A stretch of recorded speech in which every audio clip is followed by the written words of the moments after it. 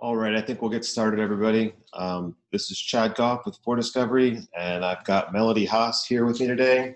Good morning and good afternoon, everybody. I think we got the audio turned on now, so we'll get started on this one. Thanks for joining for our 1-hour presentation on investigating and defending trade secrets. So for anybody that's worked with us before or has attended any of our presentations, we always kind of start off with this quote from Mitch Radcliffe, who wrote for MIT's Technology Review back in 1992. And at the time, you think about it.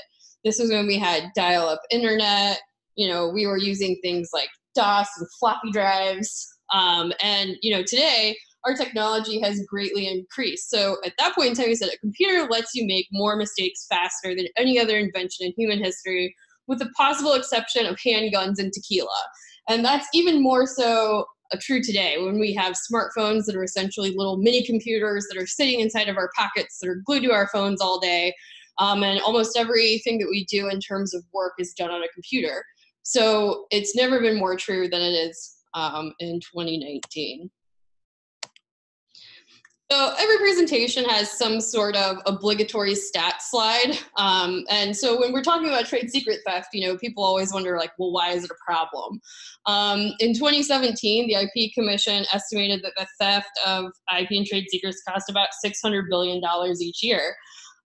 They had a much lower number before. It was something like $300 billion, and it's only going up. In 2018, Code 42 did a survey, and approximately 72% of employees said that they took some type of IP or trade secrets when they left a company. It doesn't really seem that shocking when it says that 93% of employees house some sort of company data on personal storage devices and accounts.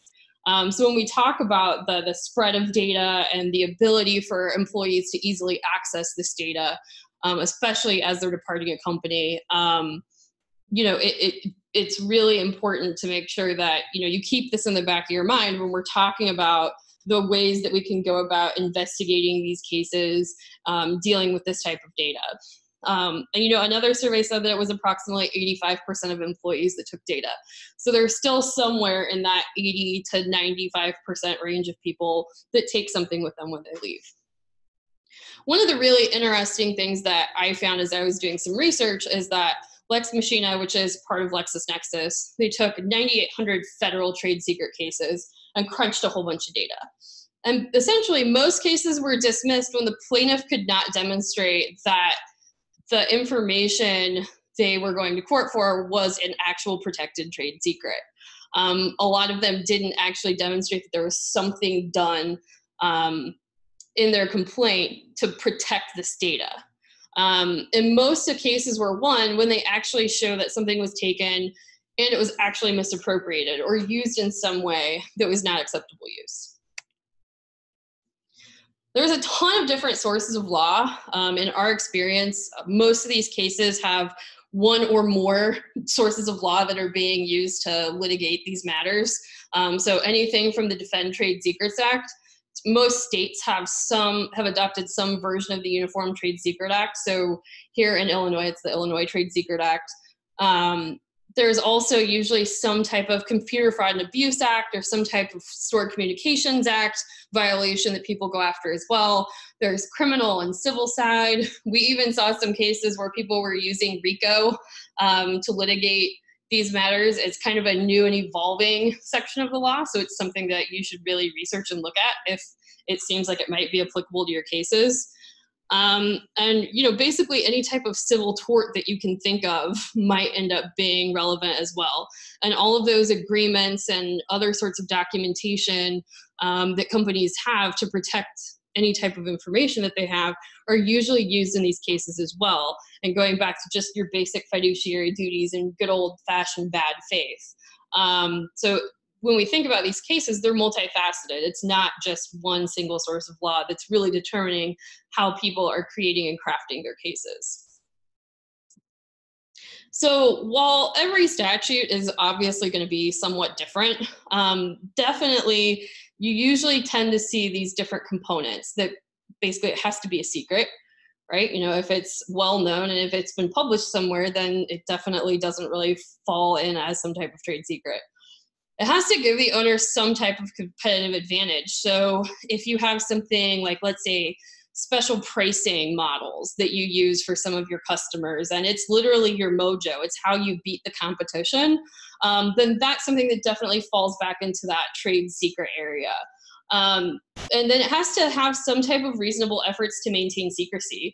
We've worked on cases where literally the defenses, they had no protections in place to protect this data. Therefore, obviously, they don't really care about it. So these kind of elements are really crucial when we're talking about trade secret cases. You know, most plaintiffs really base their case upon basically, they're saying an employee knew that they had access to something that was private. It was something that they used during the course of their competitive strategy. It was something that they used during the course of business. And then they demonstrate some type of security procedures and policies and other things that they use to protect these secrets. And most defenses literally hinge on attacking all three of these components. Or they do some type of remediation of harm to basically make sure that there's really nothing here left to litigate. And one of the things that Chad deals with a lot is we're now getting routine requests to do some type of information security assessment of client systems. Yep. So if you think about it, trade secret theft is basically a data breach.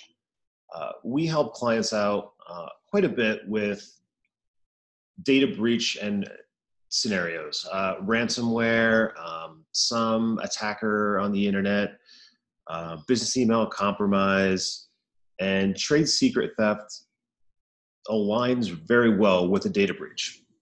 Basically, your company has spent a lot of money and resources, you know, putting up firewalls, installing antivirus and anti-malware, putting security controls in place with user IDs and passwords. And all this is designed to prevent some random individual on the internet from hacking into your corporate network and stealing a bunch of information. Trade secret theft is basically a data breach in that a lot of information or information within your company's environment that you've spent time and money protecting has essentially just walked out the door. It's been placed on a thumb drive, and somebody's walked out the door with it, and you have no idea what's happening to it anymore. It's out of your control. All those security controls that you put in place are no longer effective when somebody just walks out the door with trade secrets or uploads them to a cloud or emails them off. SunTrust was a pretty large bank, and they had a former employee steal about 1.5 million customer records, and their intent was actually to just sell this on the black market to a criminal third party and profit from this. I'm sure everybody's seen the news with Tesla dealing with their trade secrets and an employee that took a lot of their battery technology with them on the way out the door.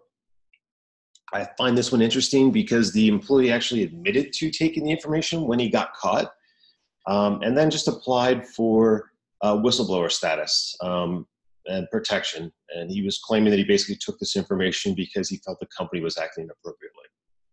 So it happens. But in a nutshell, corporate data is no longer under the control of your company, and it's in the hands of an unauthorized party. And you really have no idea where it went and how it's being used. And that's a lot of what we're investigating. So, you know, still going along those same lines of thinking about this as, you know, something similar to a data breach, you know, everything starts with an event. Something happens that made someone think that there's an issue. And usually this is what we use as a pivot point to start our investigation. Usually, maybe it's a key employee that resigned. Sometimes we've literally seen whole departments. You know, maybe there was a lost sale. Maybe the DLP system all of a sudden saw somebody sending a ton of information home to themselves or trying to upload a whole bunch of stuff that they weren't supposed to upload into a system. We've had that happen as well. Weird after hours activity. We actually had a really interesting case where a person came in on the weekend, and it was really odd because the person had just resigned and they never came in on the weekend at all. And they came in, physically were printing copies of data out of the system, and then putting it into boxes and then putting their personal effects on top. And they found this out basically because they thought that the activity in the door scanner system was weird. So they went back and checked the security footage, and they actually saw this physical taking of data. And then we were brought in to do the computer side. So we've kind of seen this run the gamut, but usually something happens that makes somebody think that there's reason for investigation and there's some time to pause. I think the hardest part when we talk about these cases is scoping. You know, sometimes the information that somebody took really isn't worth that much. So, you know, one of the first things we ask is like, do you really care? You know, maybe you did lose some data, but how bad is it? You know, is it even worth the time and energy and effort to go through investigating? Because if it's something that's only worth a low dollar value to the client, are they really going to want to pay attorneys, investigators, forensic examiners, and court costs and all of this other stuff? Or is this kind of more of a non-issue? So we always start out with kind of asking the 3 whys. Chad has this magic where, you know, somebody says, I need to image a computer. Why? Well, I think this person was doing something scary with their email. Why? Well, we saw blah, blah, blah, blah. And we're like, well, you realize that the best way to get the email is also out of Office 365 or Gmail or something else. But yes, we can also look for it stored locally on the computer, but that's not necessarily the only source of information, and we have to really start building out why this matters. So ultimately, we need to define what success looks like. What's the end game? Do you just want to make sure that this unauthorized access and use stops? You just want it returned or removed? You know, are you just going to make an example out of someone? We've worked with a few companies that have decided to take one employee that left, who usually is somewhat influential to the company and their coworkers or their subordinates, and say, hey, this person left, they took a whole bunch of stuff, we're not going to tolerate it, and you know, we're going to go after them really hard, and you know, using it to literally deter other employees from doing the exact same thing. We've seen it used to just block people from working at a competitor. You know, sometimes it's part of a larger scheme to entangle the competitor that the person is working with. And Chad's been working on a case forever. It seems like forever, where literally it's litigation as a competitive strategy. The more that they keep the people tied up in court, the longer that it's going to take them to get into the market and corner some of it. So it's literally being used for competition. So, you know, so this event happened. You want to investigate, but what do you actually do? Well, good old-fashioned investigating. My background is actually from the investigative world. I'm not a forensic examiner, but I'm really good with internet data, sleuthing, and investigating things. And so it's going back to that old school who, what, when, where, why, how. Like, what happened? And electronic data is a vital component to these matters.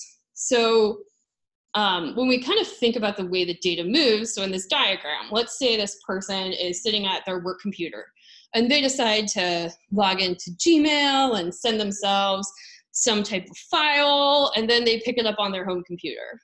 So now it's in Gmail and it's on this home computer. Or they can plug in a thumb drive. And when they plug in that thumb drive, they can take it to their new place of business, plug it in. They get this really great file. They pop it into Outlook, email it to one of their coworkers, or they upload it to some type of server or SharePoint or some type of cloud storage to share it with other people. And so you really have to follow these avenues of the different ways that people exfiltrate data.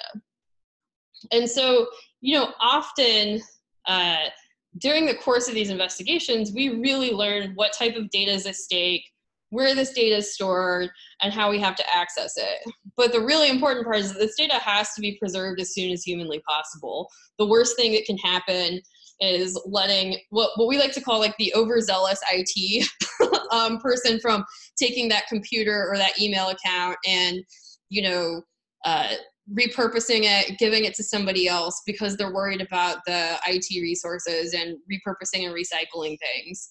And so we want to make sure that that doesn't happen. And, you know, defense, really quarantining it the moment that you know that there's a problem, making sure that that access is removed while you're working through the rest of this case. So what we like to say is we do a good old fashioned triage. We do these all the time. This makes up a very large chunk of our day-to-day. And so basically what happens is, you know, you believe somebody had something, you know, you probably haven't even incurred a lot of losses yet. Maybe you have, maybe that was the event. But usually you're investigating on some type of a hunch. You don't necessarily know that there's actually something wrong yet. And so you can do a really low cost, focused exam of these accounts and devices to help give you more information to make better decisions. A lot of our cases actually start with us doing one of these before something's filed in court. It really allows you to do your due diligence to investigate it. It also allows you to preserve this data. And so that if there is another incident in the future, you don't lose access to this data. And, you know, the best case scenario is you paid a few grand and no theft occurred and everybody sleeps better at night. So I wanted to take a few minutes and walk through what a typical trade secret forensic exam looks like behind the curtains from a forensic perspective, and talk about some of the things that we do. So obviously, if we're going to do a forensic examination of data, we need to somehow collect data. And the scope of what we're going to collect, you know, is really going to depend on your project. It may be a mobile device, it may be a laptop computer, it may be a cloud account. The scope of this and the idea behind this is to figure out what types of systems an employee may have used and what they interact with on a daily basis, and figure out ways to go through and collect a lot of this information so that we can do forensics on it. A lot of this can be done remotely. Some of it can be done from our lab. Some of this can be done on site. But the balancing act on this collection phase is making sure that you have enough information to perform a forensic exam, but you're not over collecting and dealing with a lot of information that probably won't be relevant to the examination. One thing you do want to think about during this collection phase is, you know, when you're looking at all these systems that an employee or employees may have accessed, what type of logging is available and how long does it stay around? So, if, for example, on Office 365, you maybe only get 90 days of log files. So, depending on how this event, when this event occurred, and whether or not this information is relevant, you know, you don't get to go back 90 days later and change your mind and still have some information available. Some tips on volatile data, especially during this collection phase. Computers, mobile devices, the cloud, data is constantly changing. We interact with it, and just by interacting with data, it changes it in some manner. So does any of this volatile data actually going to be useful for your investigation? Things like last access dates, they get tripped very, very frequently. If the date and time someone accessed a file or accessed a website is important, then you're going to need to go back and get this information sooner rather than later. So how does data exfiltration or trade secret theft actually occur? It requires two things. It requires a source, some collection of files that are company documents, and it requires a destination. And that destination can really be anywhere. It could be a thumb drive. It could be files sent to a Gmail account. It could be files uploaded to Dropbox or Google Drive or some other website in the cloud. Lots of different destinations for how things can, where documents can be placed. But it requires both the source and destination. So Windows, unfortunately, nor Mac or any other operating system, does not magically create a log of every file that was transferred. So some of this information has to be inferred. There is a class of software out there, DLP software, data loss prevention software. Sometimes it's an add-on to corporate antivirus, but if you want logs of file transfers, DLP is something that you can turn on and enable. Most companies don't have it, but if it is available, then you almost do get a log of everything that was being copied. But the data transmission and access to the data, both at the source and destination, leaves behind forensic artifacts that we can look at. And a typical computer can have millions and millions of artifacts, so this is kind of like looking for a needle in a haystack. But we use a lot of these events to reconstruct user activity and determine what a person was up to on a computer and whether or not that access that they were performing was to, files that they were supposed to be working on, or whether they were accessing contracts or information from other sources and other, for example, departments that they shouldn't have been looking at. So one of the most important things that we look at are something called MAC times, and where MAC stands for modified, accessed, and created. So all modern operating systems include timestamps for files. That includes the modified date. And that's basically the date and time that a file had its contents changed. We think of this as a save. So today's Friday. If I save a Word document, that last modified date is Friday. Accessed. That's the date and time that a file content or property was read. And that can be updated when you open up a file and look at it. They're not updated as frequently on newer operating systems as they used to be, but it gives you a good idea for the last time that file was interacted with in some way. And then we have a created date. And that's the date and time when a file was created on that specific piece of media. So if you create a Word document on your desktop on Monday, the creation date of that Word document is Monday. If I copy that Word document to a USB drive, the creation date of the Word document on the USB drive is Tuesday when I made that copy. So you get different dates and times depending on how files were interacted with. And we can actually use these to apply a pattern. So we can look for patterns of files that have creation dates within a certain time period and how many files were created on a certain date and time. That can be an indication of a large copy process, because when you're copying something, you're basically taking the source and placing it in a destination. And by placing it in a destination, you're creating a new version of it, which updates a lot of that created timestamps. So just looking at a specific file can give us a lot of information as to whether the file was created, copied, renamed, moved, deleted. And in addition to the file system metadata, these MAC times that I'm referring to, a lot of documents like Word documents, for example, have internal dates and times as well for creation dates and saved dates and printed dates and last saved by information. So taking the information from within the Word document and also comparing it to the file system MAC times gives us a really good idea for how these files were interacted with, how they were used, and what happened to them. The next thing we look at are things called MRU entries. This refers to most recently used. A lot of applications on your computer, when you open up Word, for example, you see this recent list, and it's a list of files that you've recently had open in Microsoft Word. This information is stored in the Windows registry. It's available for a lot of software applications that are on there, but you get a list of all of the files and when you've been opening these files up.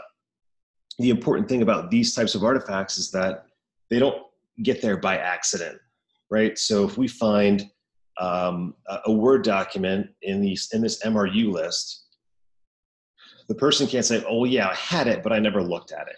Well, yeah, you did. You opened it with Word, and that's how it ends up in this MRU list. Link files or shortcut files. You use shortcut files every day on your computer. You probably just aren't aware of it. The Windows Start menu, all the shortcuts on your desktop to launch, email or other programs are actually just shortcuts. Microsoft Outlook is not actually installed and sitting on your desktop. It's just a shortcut to the program that's stored somewhere else on your computer. So when you actually open up files by double-clicking on them, shortcut files are created, and they're in there with your recents folder. When you're in there looking around in Windows Explorer, you see recent files, and those are basically just shortcuts. But these shortcut files actually have a structure to them. So when we look at them forensically, they have information embedded in the actual shortcut file that tells us about the target file, or the file that the shortcut points to. So even if we don't have access to a USB device, if you've opened up files from a USB device, I can tell you where it was stored on the USB device, what the name of that thumb drive is, how big that file was. I get the created, modified, and access times of the file on the USB device, plus some additional information. So not even having a USB device, if you open up a file, just open up a file from a thumb drive, I can tell you that the Word document on the thumb drive was put there last week or 2 years ago. And there's also jump lists. So if you've ever looked, I'm using Word again here as an example, but if you ever kind of right-clicked on Word, you'll see a list of files that pop up when you right-click on something in the taskbar. These are referred to as jump lists. And there's one of these for pretty much every application that you use. It lets me know, again, they're basically just lists or collections of link files. So they contain a lot of that same information about the path, where it was stored, when you were interacting with these documents, and when you were last opening them. And the important thing about MRUs, link files, and jump lists is that whenever we have one of these present, we can guarantee that somebody was opening up and interacting with a file in some way. So a lot of the defense with trade secret theft that you can look at, or what everybody tries to say, okay, well, I may have copied a bunch of data and documents, but I didn't do anything with them. I never looked at them. I didn't touch them. If you find them in any of these artifacts, then that's not the case. They were at least opened up or looked at in some manner. USB devices. It's still the most common method of data exfiltration. And it's really because it's so easy. You can just run to Best Buy, and for $50, you can buy a USB storage device that's probably like a hard drive that holds more data than your computer can. And you just plug them in and copy information over. Their usage leaves a lot of artifacts. We find them all over on the computer, and they let us know the make and model and serial number of every device, as well as the dates and times that they're being used. New version, I have to throw this out there because it changes a little bit, but Windows 10, which is sort of the latest operating system that most people use, start to automatically clean up these USB devices if you haven't used them in 30 days. So this goes back to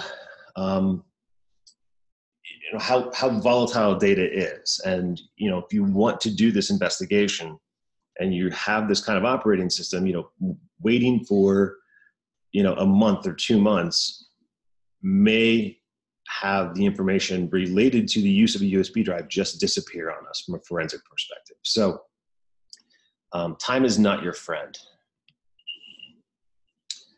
The cloud, everybody just wants a good definition for the cloud. It's just someone else's computer. Back in the day, if your company wanted to host an application, you would have to go out and you would have to figure out how many servers you were going to need. You have to buy servers, and you have to put operating systems on them. And then you would have to buy the software application and install it. and configure it, and enable it on the network, and you have to go through all this work. Now, instead of doing all this, you can basically just pay a monthly or annual fee and have this application made available to you on somebody else's computers in the cloud. You know, it's a lot easier from an IT perspective, and a lot of companies like it because they don't have to worry about backups and scalability and dealing with all of the headaches that come with maintaining your own hardware and software. But it makes this data available from anywhere, and that can be a problem, especially when you're dealing with trade secret theft. If you think about Office 365 for your email, well, that's available through a web browser pretty much anywhere you go.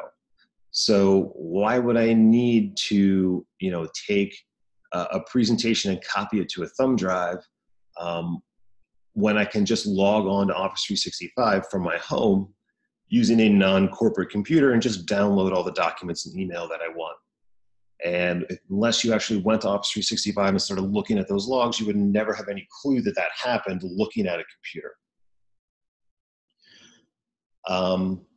And the logs for information in the cloud are limited. You know, you may not get all the information that you need when you're performing this investigation, and they don't stay around forever. So again, time is not something that's on your side. Browsing history. You can't get to the cloud without some sort of browser or application, but all modern browsers maintain a history of your browsing activity. And that history usually just contains a link of the URL that you were on the internet and when you were there. Chrome is one of a browser where you can actually sign into the browser itself, and it syncs your browsing history with your Google account. We've had situations in the past where there was an individual who was using Chrome at work, and they also used Chrome at home, and they had signed into Chrome using their work account at home. And late at night, they may have visited some late night websites that weren't work appropriate, and all of the browsing history from this Friday night, I don't know what you want to call it, browsing scandal, got synced to their work computer, and it looked as to their work computer that they were actually browsing the internet from a work computer, visiting a lot of inappropriate websites. But browsers maintain a cache as well, and this cache is basically copies of web pages that you viewed. So browsers maintain this cache because it speeds up the browsing history. You know, I download an image once, and if I'm looking at 15 web pages on the site, I don't have to download the image 15 times. It's already there on my computer. I can kind of just replace that and make your browsing experience a little bit better. Well, they eventually said some of the stuff that you're doing on the internet is confidential and dealing with banking information, so I need a way to encrypt this so that nobody else can see it. So they came up with SSL. And that's where you have the little lock in your browser, and it's HTTPS. And they decided that if you're going to be browsing secure web pages, I probably shouldn't be storing that information either. Right? If it's secret enough that I need to encrypt it, I probably shouldn't be saving the contents on the computer either. So both the web servers and the browsers have different ways of dealing with this. And fortunately, none of the browsers agree, and it's all different. So there may be situations where you're browsing on SSL and one browser will actually store that as part of the web page's cache, and you can find those encrypted web pages on a computer, and other sites with other browsers may treat them differently. All the web browsers now include what they call private browsing. What that does for all of these browsers is it basically makes the URL history that's normally saved, as well as all of the web pages that you viewed. It just keeps those in the computer's memory, and it doesn't cache those to the hard drive.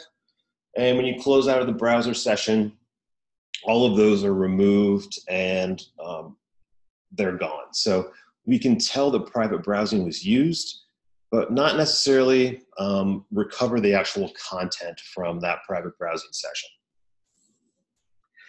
I won't go into a lot about keyword searching, but if you're performing any sort of examination, keywords are going to play into this a lot. What company did they go to? Are there any competitors' names? Any recruiter names? Who are your important files or clients? What was this person working on? Was there a specific project name? Anything else that we can use to kind of find this needle in the haystack will help out. And hashing. So a hash is basically just a fingerprint of a file. And we use these to find files that are byte for byte identical. So if you've ever heard of denisting, that's where they basically take a list of hashes for files that are known or irrelevant, operating system files. And denisting says, well, look, it's an operating system file. It's not relevant to what I'm doing. We're just going to subtract these out of our investigation. But you can also use the reverse.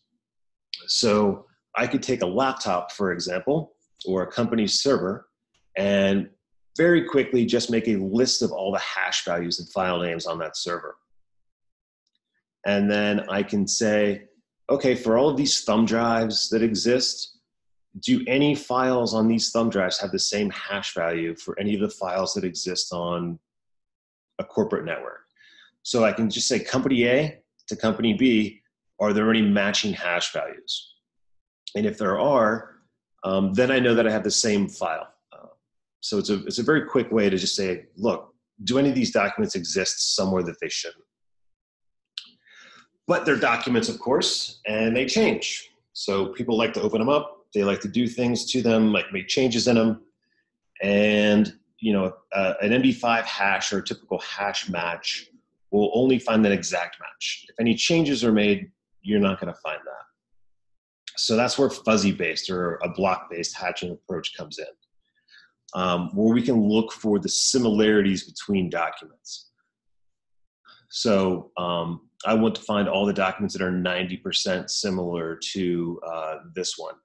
And that works really well if you have, for example, a contract where somebody opens it up and changes, Acme Corporation to Halo Corporation, and maybe swaps out a logo and uses that. It'll find a lot of those documents and data. Deleted information. I'm sure we all know by now that if you delete things, they don't go away forever. It's not overwritten. A lot of this information can be pretty easily recovered by a forensic examiner.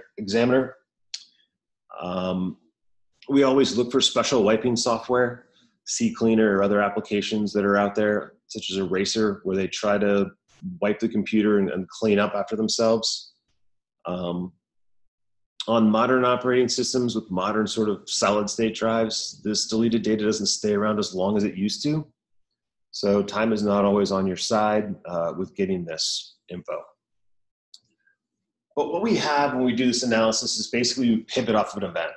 Melody mentioned that there's usually some sort of event that kicks off this trade secret theft. And we can use these events to pivot to figure out what type of activity may have occurred on that computer. I only covered a couple artifacts that we typically look at. There's dozens more. But we can look at after hours log on and log off activity. For example, why does somebody have their computer open at 10 o'clock at night the day before they resign?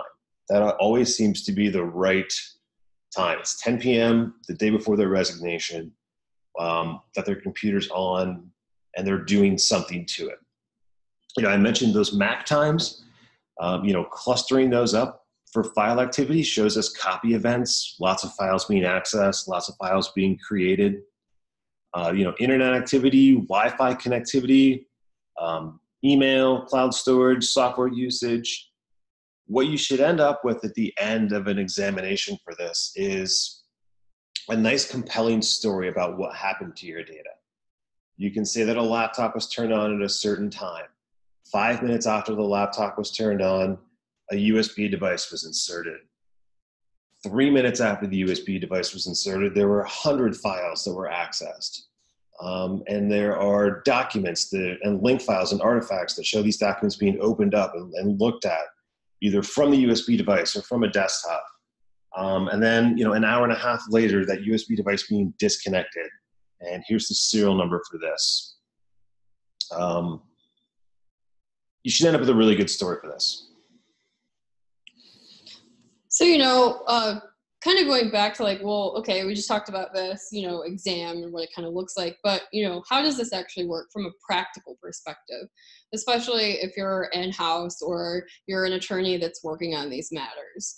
At the end of the day, most people take something, right? But we always have to go back to, is it actually a secret? In a lot of these cases, when we do see that, 10 p.m. thumb drive activity, the things that they're really taking off are, I use like an example that I had in my own personal life, the recipe that somebody sent me through corporate email that like I really wanted to take with me, because that was like the point, right?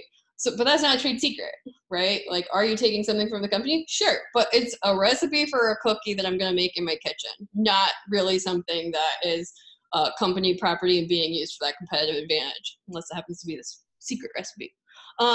But really, we see this type of activity a lot, and sometimes it's intermingled. While they might take 80 documents, maybe 70 are personal and 10 are really important documents to the company. So once you have all these initial findings, what do you actually do? We gotta go back to our scope. Is there enough here for this to be worth your time, energy, and effort? How much is this worth, and what will you actually accomplish if you finally do go to court? It really might depend on what the results were of the forensic exam. What did they actually take? How much data did they have? Where did it actually go once they took it? And ultimately, if this data really is important, now we have to start looking at, going back to Chad's source and destination, looking at those destinations, and thinking about the containment of this data. So it goes back to kind of like that concept of this as a data breach. The concept of what happens there is trying to make sure that the company's whole again, and you want to put everything back together. So if you're plaintiff side, issuing demands, right? We see this all the time.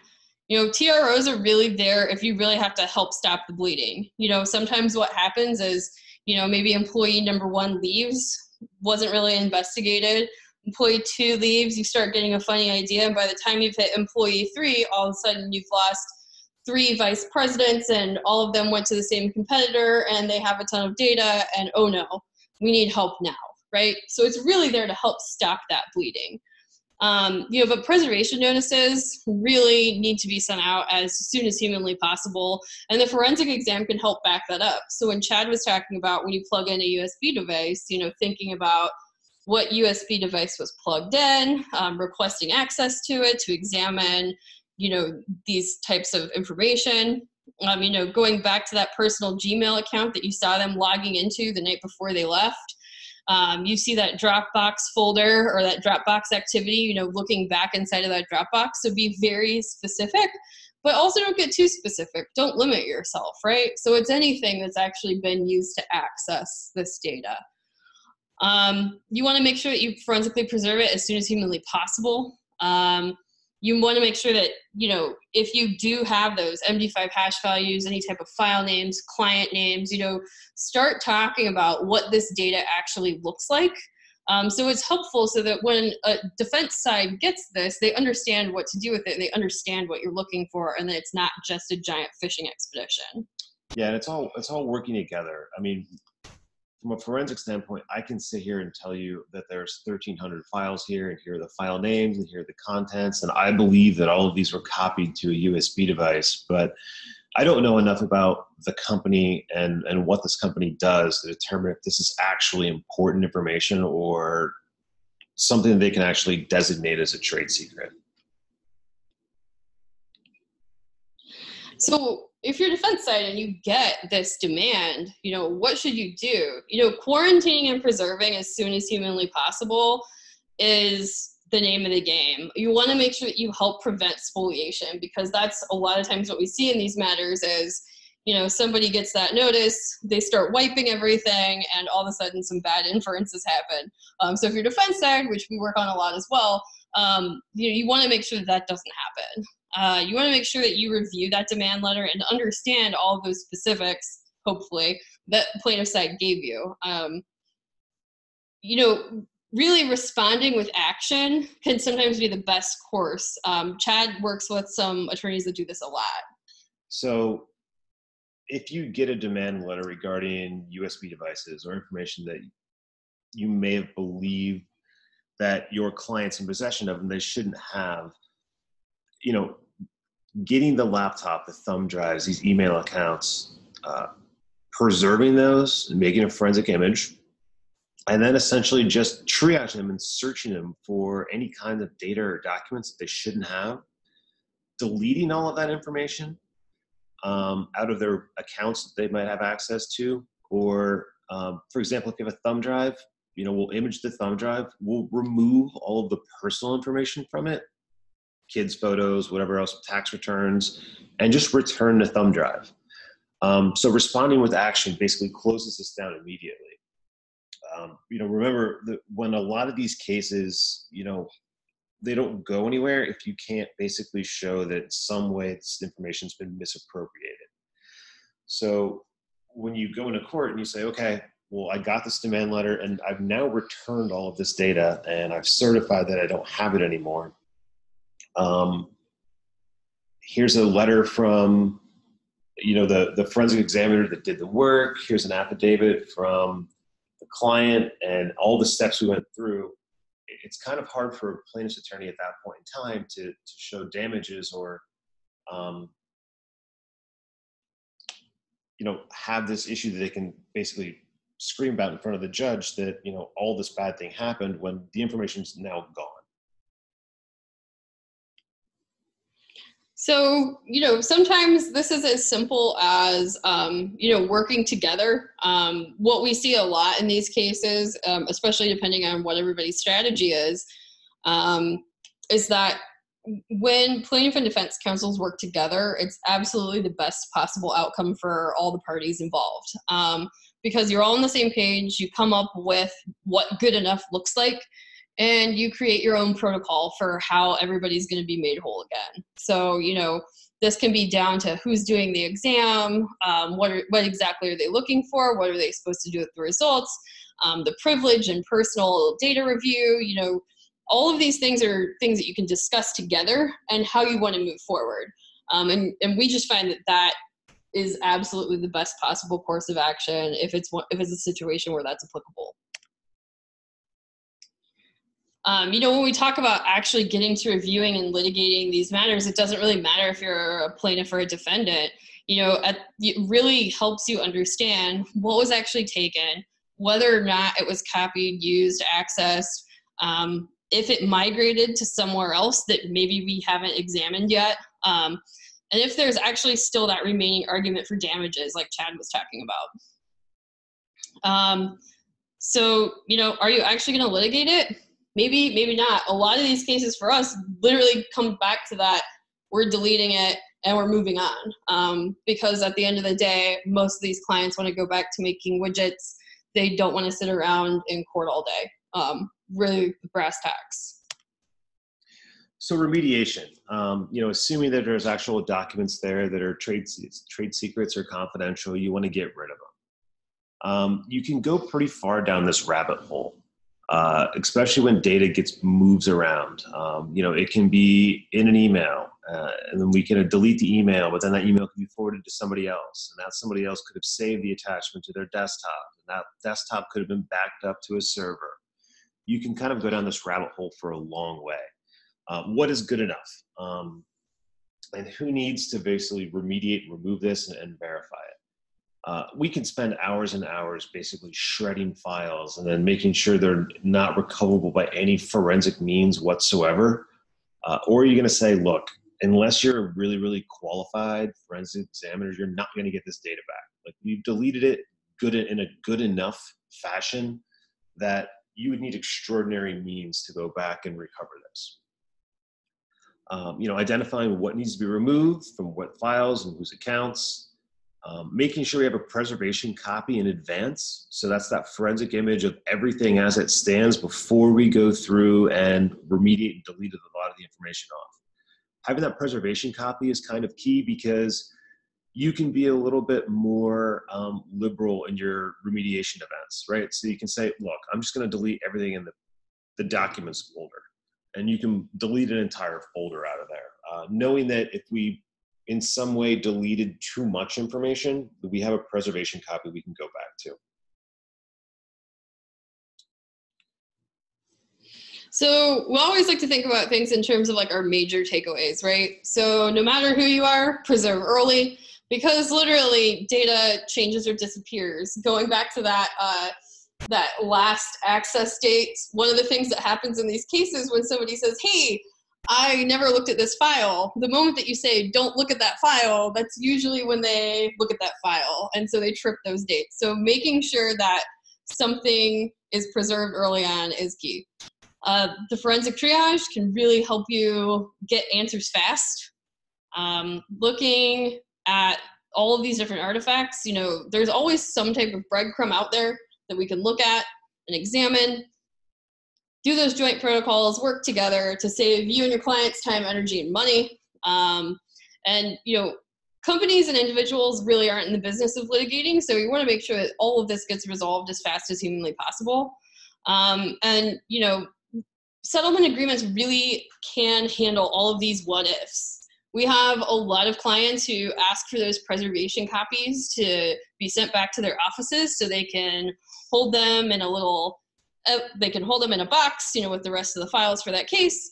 And if something happens in the future, we still have it to go back to and do an exam later and start this whole process all over again. So when we think about, you know, the settlement agreement, the whole point of this is to help get back to the what does good enough look like. And that should really help answer those questions.